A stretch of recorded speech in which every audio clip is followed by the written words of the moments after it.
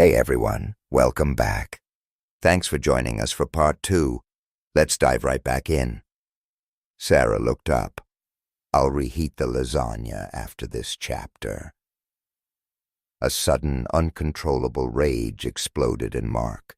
Without even thinking, he snatched the e-reader from her hands and hurled it across the room. It slammed into the wall with a sickening thud, leaving a crack before clattering to the floor. Sarah just stared at him, speechless, her mouth hanging open in shock. "Are you done with that goddamn chapter?" he bellowed, his voice shaking with fury. Still stunned, she stammered, "Okay, I'll put the lasagna in the microwave now." "You can take that lasagna and shove it up your ass," Mark spat, his fury boiling over. He could feel himself about to say something truly unforgivable. He stormed out of the apartment, slamming the door so hard the walls rattled. Behind him, Sarah burst into tears. Monday morning, Sarah woke up late, her body aching, her eyes swollen, and her head pounding. She'd spent the night trapped in a miserable cycle, crying herself to sleep, waking to an empty bed, and crying again. She turned to Mark's side of the bed. Empty. A fresh wave of tears washed over her. He hadn't come home last night. Not once in years had he stayed out all night. She felt the crushing weight of loneliness pressing down on her chest. Sarah wondered if he would ever come back. She desperately wished she knew what she had done to anger him so much. Last night had been a nightmare. In all the years she had known Mark, he had never spoken to her like that. Maybe the lasagna wasn't the best she'd ever made, but to tell her to shove it up her ass? She had cried for hours after he left. After pulling herself together, she waited for him to return, expecting an apology. By 11, she figured he'd gone to a bar to cool down and have a drink. She tried calling him, wanting to tell him to take a cab home, but he ignored her calls. By midnight, worry gnawed at her. Had he gotten into an accident? Horrible images flashed through her mind, him lying in a ditch, injured and bleeding. She was still completely lost as to why he had acted that way. Losing his temper like that was so unlike him. Even in the worst situations, he had always been her rock, an island of calm. What had she done to make him so explosively angry? She pulled on her robe and went down to the kitchen, moving on autopilot. She started a pot of coffee. While it was brewing, she dialed his cell again. 3 rings, then voicemail. He was intentionally ignoring her. Mark lived with his phone practically glued to his hand, answering before the first ring even finished. If he wasn't picking up, it meant he absolutely did not want to talk to her. She poured a cup of coffee and went into the living room. Her battered e-reader was on the coffee table where she'd left it the night before. Reaching for it, she remembered it was probably broken. With a sigh, she made a mental note to replace it. That's when something unsettling caught her eye. Dust. A thick layer coated the coffee table. Her stomach twisted. She looked around. The entire room was the same. Dust everywhere. The carpet looked dull, like it hadn't been vacuumed in months. Frowning, she wandered through the apartment. The bedroom had a mountain of dirty laundry. The sheets on their bed looked grimy. She peeked into Mark's closet.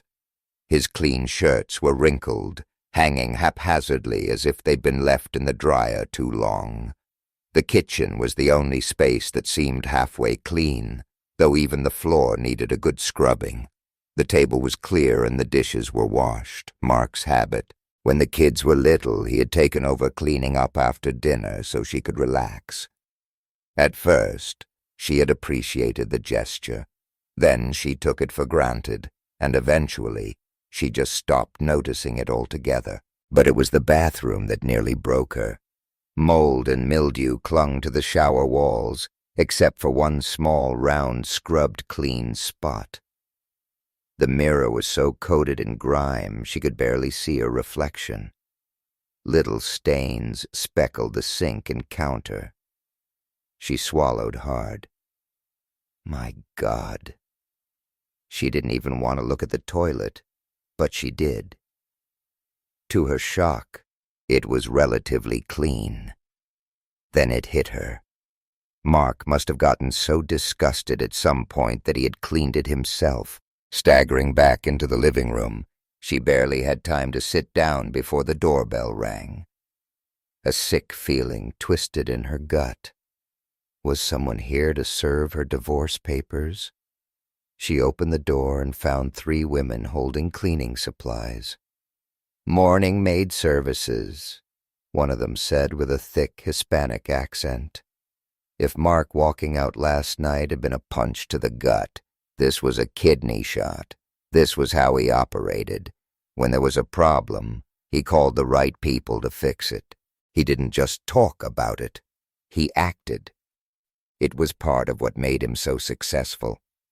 Stunned, she stepped aside to let them in. The women glanced around, their expressions barely concealing their judgment. Heat burned Sarah's cheeks. "Take care of the living room, dining room, kitchen, and bathrooms," she mumbled. The lead woman relayed instructions in rapid Spanish, and within seconds all 3 were in motion, scrubbing and dusting with practiced efficiency. Sarah knew she could never match that, even at her best. It would take her days to accomplish what they would finish in a few hours. Near tears, she retreated to the bedroom to get dressed. Strangers were cleaning her apartment, and she wasn't going to be caught walking around in a nightgown and robe.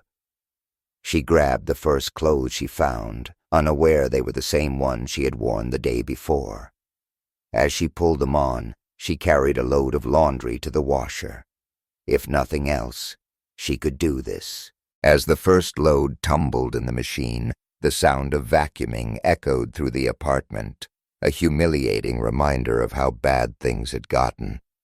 She hoped her kids wouldn't stop by. She didn't think she could bear their judgment. Just as she stripped the sheets off the bed, the doorbell rang again. With a frustrated sigh, she stormed to the door. 2 men stood there. "We're from Hometown Blind and Curtain Cleaners." "Oh," Sarah stepped aside. "Our work order says we're cleaning the curtains from the living room, dining room, kitchen, and 3 bedrooms." "That's right," she muttered, barely able to get the words out. As they pulled down the heavy curtains, one of the maids smirked at her, holding up a dirty plate she had found under the couch. Sarah had no idea how long it had been there. Shame burned her cheeks. Rather than face them, she fled back to the bedroom, where there was still plenty to do. She barely touched the sheets before there was another knock, this time on the bedroom door frame. A worker shifted awkwardly before speaking. "I need to get the curtains." "Take them," she said flatly. As he removed them, she sighed. It was going to be a long day. "You're really cleaning up the place," the man remarked, assuming she was the one orchestrating all of this. "Yes," Sarah replied, her voice devoid of emotion. Before she could dwell on the bitter irony, the doorbell rang again. Bracing herself, she answered the door. "Hello," a man greeted her. "I'm Kevin from At Home Meals." "At Home Meals?" Sarah echoed, confused. "We're a catering service," he explained. "We prepare meals in advance for busy people. We come to your house, cook the meals, and store them in your freezer so they can be reheated. That's convenient." Sarah struggled to mask her frustration. "Mr. Morgan hired me to prepare 2 weeks' worth of meals." She clenched her jaw. Come in, Kevin. I just need to bring in the food and my cookware. Take your time. Mark's message was painfully clear. She wasn't just a bad housekeeper. She was useless in the kitchen, too. Sarah tried to recall the last meal she had cooked, but nothing came to mind. No wonder Mark had been upset about the lasagna. He had just wanted a decent meal for a change. The curtain men left, promising to return later. Tony, who had patched the wall, disappeared without a word. The cleaning crew finished by 2, and the cook worked in the kitchen until nearly 3, filling the apartment with an aroma that made her stomach tighten with shame. Once, it had been her cooking that filled the air. When she thought the worst was over, the doorbell rang again. A window washer stood on the doorstep. He moved quickly, cleaning the entire apartment's windows in less time than she would have taken to do 3. She stood watching him, feeling utterly helpless. By the time the curtain cleaners returned and rehung the window treatments, the apartment looked unrecognizable. Sarah had almost forgotten what color the curtains were. Despite the whirlwind of people in and out, she had managed to clean the bedroom and do the laundry. The broken e-reader and the lasagna Mark had left out the night before had both ended up in the trash, one by her, the other by the chef.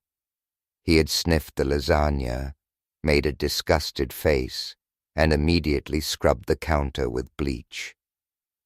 She glanced at the clock. Mark wouldn't be home for another hour, if he even planned on coming home. Walking through the apartment, she inspected the work. The wood gleamed, the floors sparkled, the bathrooms shone, and the windows were spotless. The pantry remained empty, but the freezer was now stocked with food. A salad with grilled shrimp sat in the fridge ready for dinner. 7 people. It had taken 7 people an entire day to do what she should have been doing all along. The doorbell rang again. Dread curled in her stomach. Bracing herself, she opened the door. A stunning young woman stood there, looking vaguely familiar. Sarah couldn't place where she had seen her before. The woman looked surprised to see her. After a beat, she composed herself and asked, "Is Mark Morgan here?" "Mark," Sarah repeated. "Oh, I'm sorry," the woman corrected herself. "That's the name he gave me."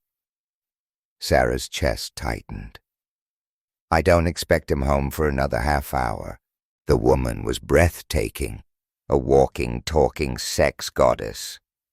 Sarah's stomach turned. When was the last time she and Mark had been intimate? She couldn't remember. There was no way Mark would do something as vile as sending a hooker to the apartment. No, he wouldn't. "Would you mind if I wait inside?" the woman asked. "What business do you have with my husband?" Sarah's voice was ice. The woman hesitated. "Maybe this isn't a good idea. I didn't expect his mother to be here." Sarah's jaw dropped. "Mother?" she repeated, her voice rising with anger. "I should come back when he gets home. That might be a very good idea." The woman handed Sarah a business card. "Have him call me." Sarah glanced at the card. It read, "Candy Lane, Lane's Court Service." Court service. Was this really happening? After a day full of insults, this was the final blow. The dam broke. "Get the hell out of here!" she shrieked, her voice carrying down the street. "If you come back, I'll rip your silicone implants right off your chest and feed them to you." The woman took a step back before retreating to her car. Sarah stood at the door, nostrils flaring, fists clenched. She swore the woman was laughing. Without thinking, She flipped her the middle finger before storming back inside and slamming the door shut. "I'm gonna kill that son of a—" She paced the apartment, seething, stopping only to let out frustrated screams. Without a single word, Mark had made his judgment clear. She was a lousy housekeeper, a lousy cook, and a lousy lover. The worst part? She hadn't even gotten the chance to defend herself. He had already proven his point. Exhausted, she collapsed onto the couch, tears slipping down her face. She tried to place where she had seen that woman before, but the memory remained just out of reach. The front door opened and closed. Sarah stiffened, rage bubbling up again. Mark entered, carrying his dry cleaning. She stared at the clothes in his hands, her anger faltering. Had she sunk so low that he had to run all the errands as well? The answer was in his hands. Defeated, she exhaled. "I got the message loud and clear. I've been a lousy housekeeper, a lousy cook, and a lousy lover." Mark studied her. "Do we need to see a marriage counselor?" The question caught her off guard. "I don't know," she admitted. She had never even thought about the state of their marriage until last night when Mark had walked out. For years, her focus had been on the kids. Mark had simply become an afterthought, and when the kids left, he had remained one. "Let me hang up my dry cleaning," he said, lifting the clothes slightly. "Go ahead." She hesitated before adding, "Would you like me to fix you a drink?" Even she was surprised by the offer. He answered, "Yes, that would be nice."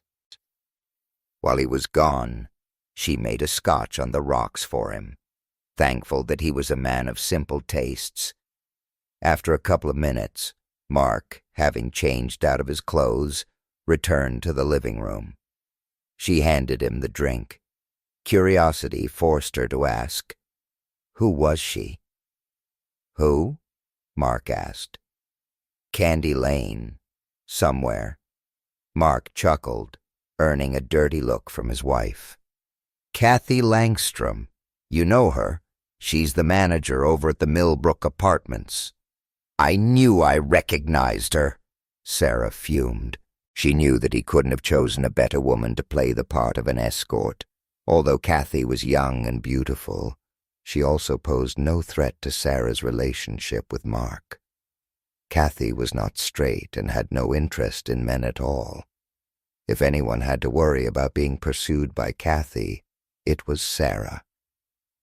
"I'm sure you would have recognized her girlfriend," Mark said.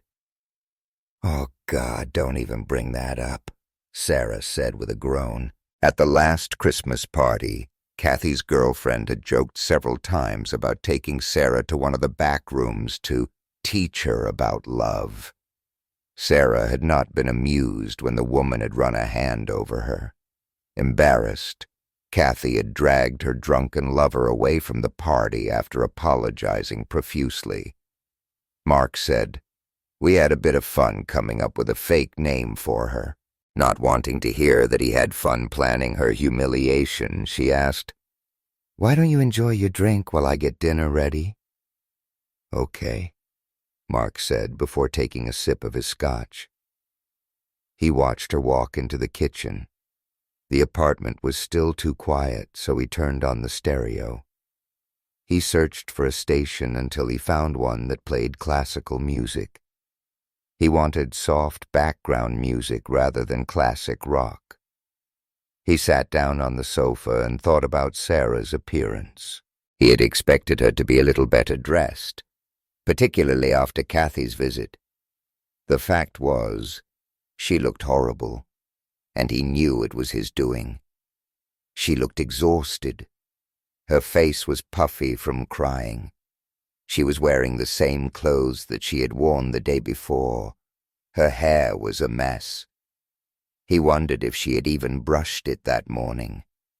He knew all about being tired. He had spent a sleepless night in a dump of a motel, wondering how he could fix things at home. He knew that talking wasn't a solution. She was a proud woman, and would have been defensive in response to anything he could have said. Nothing would have been accomplished except for hurt feelings, after a lot of yelling and screaming, in which each would have said something that couldn't be taken back. It wasn't until the early hours of the morning that he had come up with a plan. After a night of almost no sleep, he'd had a busy day. A good part of the morning was spent putting his plan into action while dealing with the mess at the hair building. In addition, he'd had to run by the Millbrook apartments to meet with contractors who were bidding on re-shingling the roof of one of the apartment buildings. He took another sip of his drink. Unable to hold it back, he yawned. Lack of sleep, coming down from intense emotions, and the scotch were combining to make him sleepy. "Dinner is ready," Sarah called out, carrying the rest of his drink with him. Mark went into the dining room. She had put out the nicest table setting they had for a change. The salad with grilled shrimp looked excellent. There was a glass of orange juice at her place setting, which he assumed was a screwdriver. They looked across the table at each other, not knowing what to say. Finally, Sarah said, "Bon appetit." "Same to you," Mark said. They both tried the salad. It was as tasty as it had looked. They ate without talking. Mark didn't know what to say that wouldn't sound like gloating. He couldn't even compliment the quality of the meal. After all, she hadn't made it. Her pride wasn't going to let her praise a total stranger for a meal created in her kitchen. The silence hung in the air. It forced each of them to think about their situation. Mark had made his point and felt he had to sit back to see if she had gotten it. Sarah had begun to see just how bad things had been for Mark. After finishing her meal, Sarah grabbed their glasses and went into the kitchen. She returned after a minute with both glasses refilled. Her orange juice looked like it had been diluted with a substantial quantity of vodka. His scotch on the rocks was mostly scotch and very few rocks. While setting his scotch in front of him, she said, "I feel like I'm supposed to drag you off to the bedroom and let you know how much I love you, but I'm really too tired to do that. I know I would just lie there like a rug. To tell the truth, I'm so tired I'm not sure I could perform." Mark admitted, "I definitely was going to have a problem staying awake if I drank that second scotch. The events of the last 24 hours are really beginning to catch up with me." Sarah said, "I think I'll call a marriage counselor tomorrow and set up an appointment. I'm not dealing too well with the kids leaving the house." "I think that is a good idea," Mark said, pleased that she was making an effort to rebuild their relationship. Sarah said, "Why don't you take your drink into the living room while I clear the table?" "I usually do the dishes," Mark said. "It's my turn tonight," Sarah said. She didn't need another reminder that she was doing nothing around the apartment. "Are you sure?" "I'm sure. You've been doing too much of the work around the apartment lately." Mark went into the living room and looked at his e-reader. Normally, he'd spend a little time reading a newspaper on it. It was the only way he could keep up with current events. Tonight, he didn't want to touch it, much less read anything on it. In the kitchen, Sarah was rinsing off the dishes and thinking about what had to be done tomorrow. One of the first things she was going to do was go grocery shopping. She had been buying junky quick-fix meals for too long. It wasn't right that they should be eating boxed lasagna, boil-in-a-bag meals, and microwave dinners. It was time that she started cooking real meals again, food that filled the air with an aroma that increased the appetite and made eating a pleasure. The apartment wasn't the only thing she had let slide. Her appearance had really gone to hell, and she knew it. She was going to hit a beauty parlor and do something with her hair. She decided that she'd get her nails done while she was at it. She'd also get a new dress. There was no reason for her to be walking around looking like Mrs. Disaster Area. Without any pots or pans to clean, it didn't take long for her to finish the dishes. She joined Mark in the living room. She noticed the music for the first time. She was about to comment when Mark said, "I talked to an interesting fellow Saturday." Interesting in what way? His father was a revolutionary in the Hungarian Revolution and had to flee the country when the Russians invaded. He was telling me some of the stories his father used to tell him. It was fascinating. You never studied that period in history? I know it happened 55 years ago. In a few more years, there won't be anyone alive who was involved in it. Why are you so interested in history all of a sudden? You majored in history. Did you ever consider going back to school for a master's? Not really. Think about it. I will.